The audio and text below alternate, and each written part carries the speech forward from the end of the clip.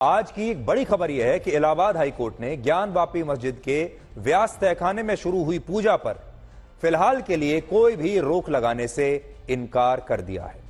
High court ने कहा है कि मुस्लिम पक्ष ने अपनी याचिका में 17 जनवरी के मूल आदेश को चुनौती नहीं दी, इसलिए इस विषय पर अदालत अभी कोई फैसला नहीं लेगी और अगली सुनवाई 6 फरवरी को की जाएगी, जिसका मतलब यह है कि 6 फरवरी तक ज्ञानवापी मस्जिद के व्यास तहखाने में निरंतर पूजा चलती रहेगी और इस पर किसी प्रकार की कोई रोक नहीं होगी।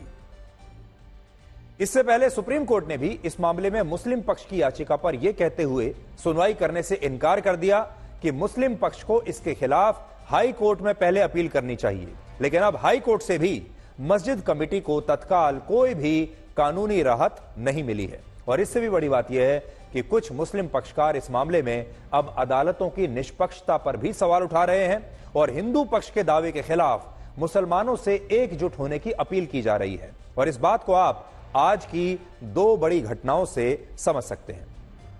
आज पहली बार ऐसा हुआ जब 1,500 से ज्यादा लोग ज्ञानवापी मस्जिद में जुम्मे की नमाज पढ़ने के लिए इकट्ठा हुए और स्थिति यह हो गई कि पुलिस को सैकड़ों लोगों को मस्जिद के बाहर ही रोकना पड़ा और उनसे पास की दूसरी मस्जिदों में जाकर नमाज पढ़ने की अपील करनी पड़ी, क्योंकि वहां पर इतनी भीड़ हो गई थी। स्थानीय लोगों का कहना है कि अब तक 300 से 400 लोग ही जुम्मे की नमाज पढ़ने के लिए हर शुक्रवार को ज्ञानवापी मस्जिद जाया करते थे, लेकिन मस्जिद के तहखाने में जब से पूजा शुरू हुई है उसके बाद से इस बार यानी आज 1,500 से ज्यादा लोग पूजा के विरोध में नमाज पढ़ने के लिए वहां पर पहुंच गए। और सबसे बड़ी बात यह है कि मस्जिद में हो रही पूजा के खिलाफ आज काशी में अधिकतर मुसलमानों ने अपनी दुकानें भी बंद रखी हैं, प्रोटेस्ट के तौर पर विरोध अपना दर्ज कराने के लिए।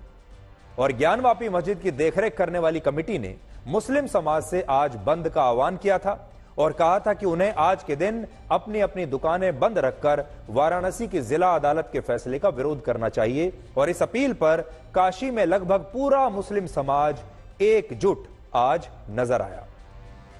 तस्वीरें आप देख सकते हैं कैसे आज काशी के बाजार बंद थे, दुकानों पर ताले लगे हुए थे और यह सब ज्ञानवापी मस्जिद के तहखाने में पूजा शुरू किए जाने के विरोध में हुआ है। और आज जब ये लोग नमाज पढ़कर ज्ञानवापी मस्जिद से बाहर निकले तो इन लोगों ने वहां पर धार्मिक नारे भी लगाए।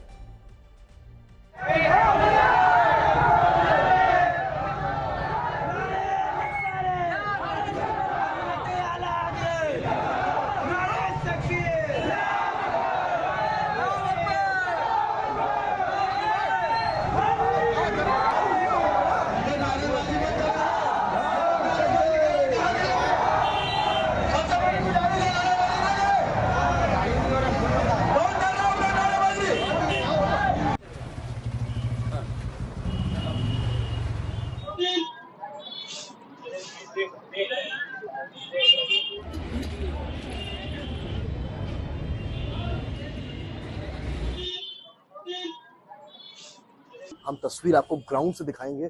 आप अगर देखते चले यहाँ पर तो जितनी दुकानें आप यहाँ पर देखेंगे सारी की सारी दुकानें आपको यहाँ पर आज बंद नजर आएंगी। सबके शटर्स जो हैं वो आप देखिए ऊपर से नीचे तक यहाँ गिरे हुए हैं। यहाँ तमाम मस्जिद भी हैं, तमाम तस्वीरें भी हैं, यहाँ पर तमाम तरीके के ताले, ये आप देखिए ये इस तरह के जो शटर्स हैं इनको गिराया गया है, ये ताले बंद किए गए हैं। हम भी ऊपर नमाज पढ़ते हैं जी, कभी सब नहीं हुआ जी, आज पहली बार सब हो रहा है। उसके लिए आदमी क्या कहेगा? और जो रिपोर्ट में एएसआई की दिखा रही है एएसआई, सब झूठ बात है। अच्छा, सब झूठ बात है, कुछ भी नहीं है उसमें। अच्छा, आप यहाँ रहते हो, कैसे देख रहे हो जो कुछ चीजें हो रही हैं? ठीक है, बढ़िया, जो होना तो होगा ही, क्या इसमें हम लोग क्या कर सकते हैं। जो कानून है, जो अधिकार है, उस हिसाब से चल रहा है। उसमें हम लोग क्या कुछ बदलाव कर ही नहीं सकते हैं।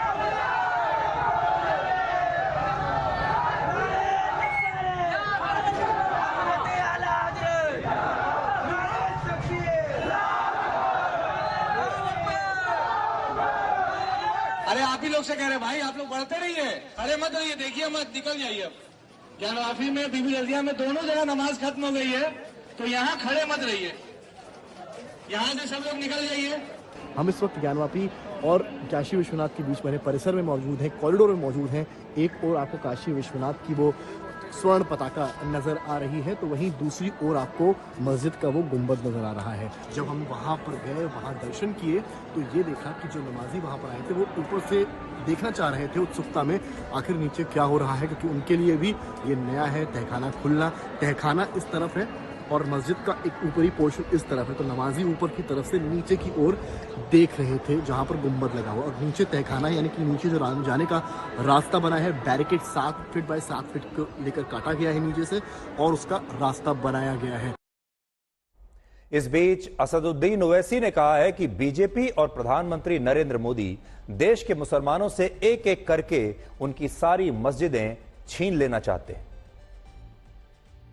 मैं जिम्मेदारी के साथ कह रहा हूं कि भारत के प्रधानमंत्री और उनकी सरकार भारत के मुसलमानों से उनकी शनाख्त को छीनना चाहते हैं। ख्वाजा अजमेरी के आस्थाने पर चादर बिछाइए, मगर आप जो चादर मुझसे छीनना चाह रहे हैं मेरी मस्जिद है, आप हर मस्जिद को छीनना चाहते हैं।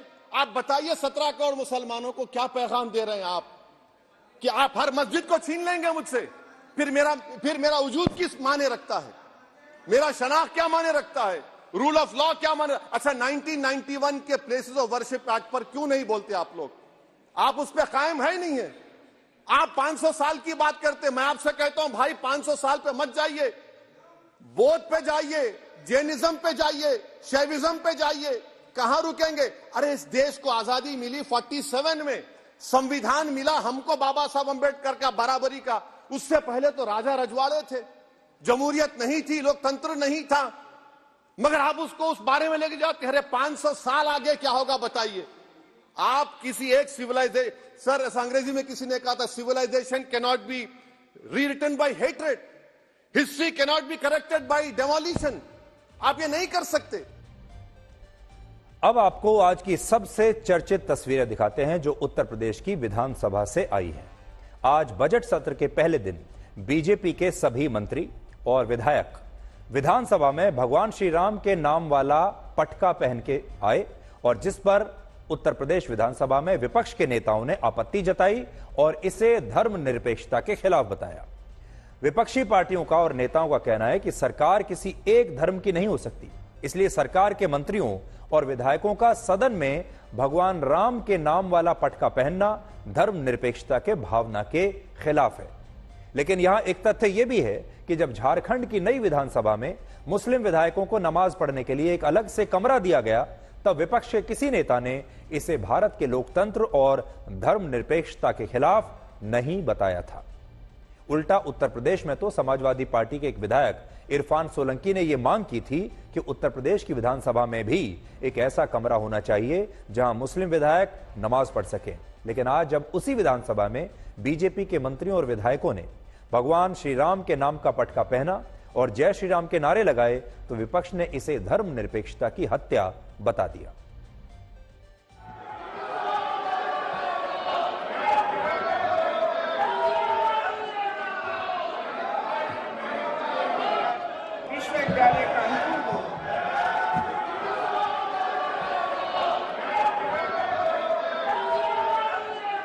अयोध्या में